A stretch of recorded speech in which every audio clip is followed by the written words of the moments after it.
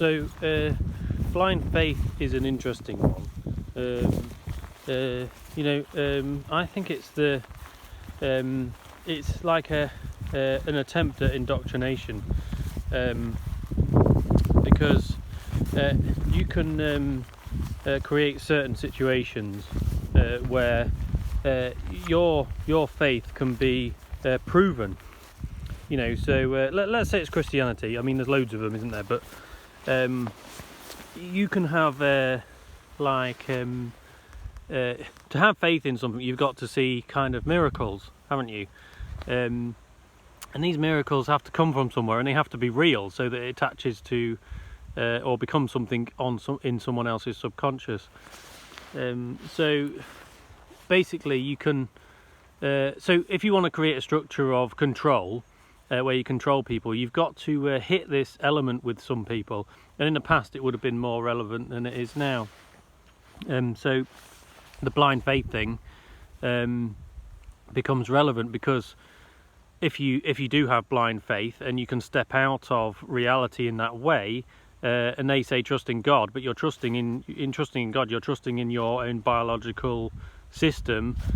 If you can truly step out of it, then you've got a way of healing yourself. And this can't be done, just like that. These people are massively indoctrinated, but you can create a indoctrination program to be able to create blind faith in some people, not everyone obviously, but you'd pick out the ones that it works on, and you can see how some people are more susceptible to stuff like that, and then you can prove what's going on. You can prove that your religion or your system works really well. So it's a way of proving it.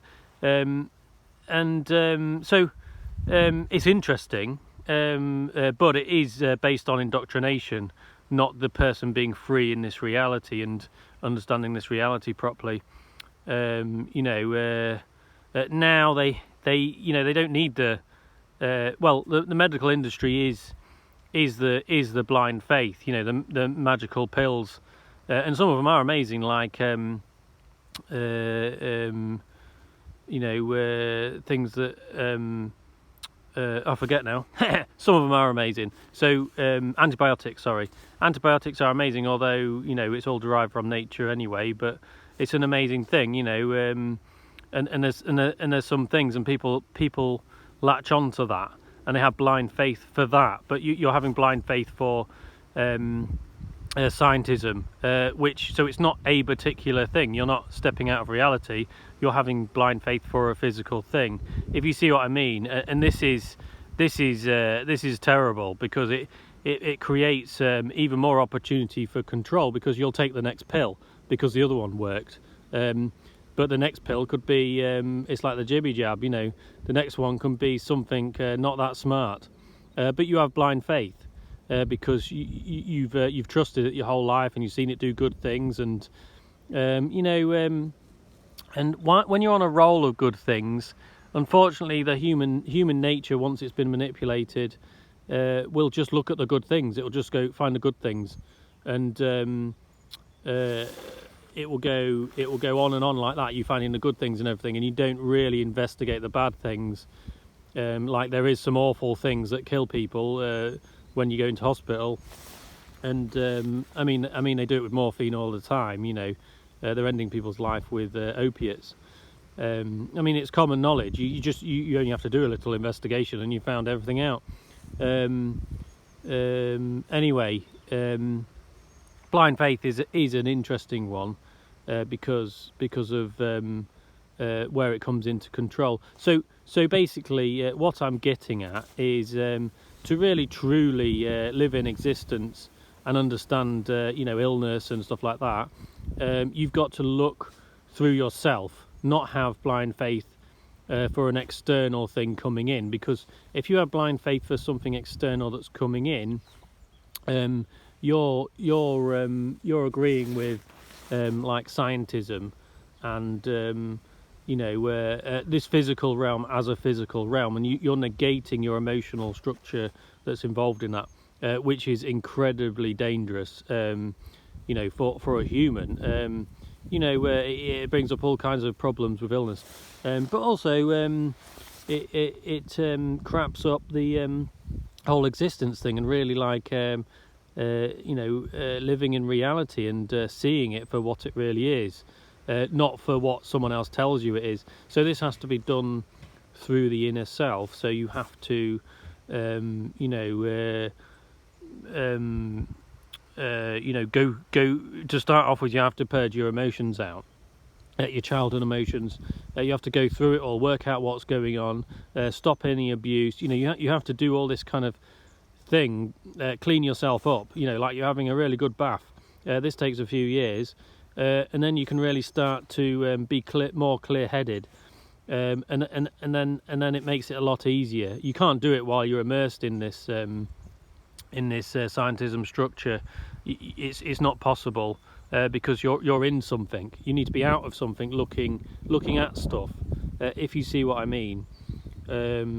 This is what they've taken away from people. They've taken this looking away, and the problem is that if you take the looking away and you put in the trust of someone else, I mean, who are you trusting? If you don't know these people, you can't trust them. I'm sorry. You can't trust that these people haven't got another interest that's because they don't know you. They don't really care about you. They've got their own lives. There's so many people in the world. They just go, I'm getting on with my own life. And to a certain extent, we all have to do that. We have to get on with our own lives. And but these people are doing stuff, with the basis of money, and then as you go higher up, it's really some kind of childish control structure that they haven't grown out of, or that's been born into them in their structure.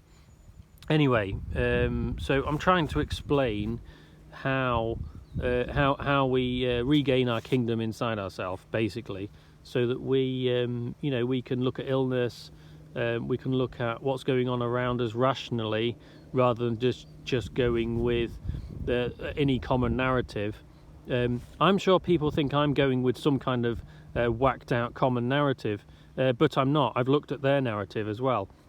I've been immersed in it, and I've come out of it, and I'm looking at it, and I'm always studying it, going, is this? Am I wrong? Or and this might seem mad, but to not do this seems mad for me. I'm not saying everyone has to do it, but I think you have to at least trust the right kind of people with your safety, and not people that you don't know, that are pushing some narrative that are obviously lying. And that's why I've done a few videos on lying, and why can't people realise that someone's just not worth their time or energy, because they're a bullshitter, but yet they go along with their control because they're getting things. Isn't that abuse? I think it is. It's abuse. You're being abused. You're taking the nice bits and taking the abuse round the back, somehow. Sometimes without even realising. Stuff's been taken away from you, and you're not even realising. I mean, look at the best example is the tax system, and how people are taxed, for their hard labour. It's all right to pay for the odd thing at the bins and stuff like that, while we have rubbish, and the roads, great. I mean, it's been great. We've had to use them, and we should pay for and help pay for all of that, and that's fair enough. But we shouldn't be paying for wars in other countries. We definitely shouldn't. That's not got nothing to do with us. That they should use their own money for that. Whoever the fudge these people are. This is all to do with empowering yourself and your own kingdom. It has massive meaning. To start looking at yourself, and we can all do it. And I think we all do. If when you hear people sitting around, bitching about other people, and saying this and that, and I don't really know what I'm saying. I've heard it loads of times. that's fine. You know, that's great because you're studying other people and you're going, that's not right. This is this. That's not right. This is this. But you have to really look at yourself. You can't just say about other people and not look at yourself. You have to look at yourself and go, well, am I doing that? Or what's this? Or do I do that? Or what's this? What's this here? Or, you know, oh yeah, and find similarities in the conversation, not just us against them. Us against them is playground behaviour. So it's really important to, you know, take these conversations a bit further. You know, we're all capable of it. We don't need all need psychiatric help to look at this stuff. We just need to take it a bit further, and then you take it the next level. The next level, and the most important level, is making changes in your life on the information that you've learned. And this is why people don't do it.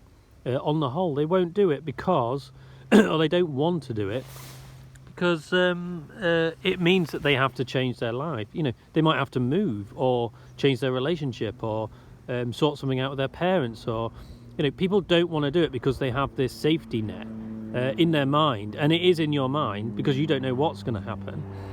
But if you don't make these changes, you're not going to move on emotionally. You know, and I'm going all over the place with this, but this is the New Age movement is a really good example. The New Age movement is a really good example of people that want to have it, and they keep their structure.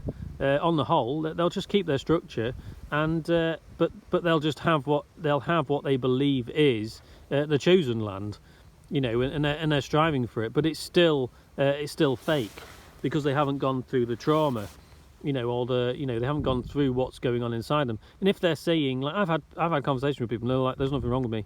Absolutely nothing wrong with me. I'm everything's fine."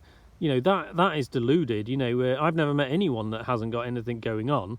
I'm not saying it's not down to them to be in that delusion. That's fine. But I'm just pointing out that it is deluded because we all, as much as we try and bring up our kids in an amazing way, they're going to have stuff that we've passed on to them, and this is life, you know. And you know, obviously as parents, we're there to be one step ahead of them. As much as we can, you know, or all the time. We should really be like, we should be one step ahead of them, and we definitely shouldn't rely on them. Obviously there's differences with people that are really ill and stuff like that. That's a whole different situation, but at the same time it isn't, because there's reasons why they've got ill and stuff like that need sorting out. So yeah, anyway, I can't even remember what this talk was on in the beginning, but I found it interesting. It was probably about control. Oh no, it was about blind faith. Yeah, it's an interesting one, and it's been used in a really clever way. I won't be using it myself. You get these kind of guru type characters that do. They try and grasp onto the blind faith thing, and it doesn't work. Because that person is deluded. Although they can, miracles can happen, it's still you're still living in a delusion and not your own kingdom. So I'll leave it at that. Okay, cheerio.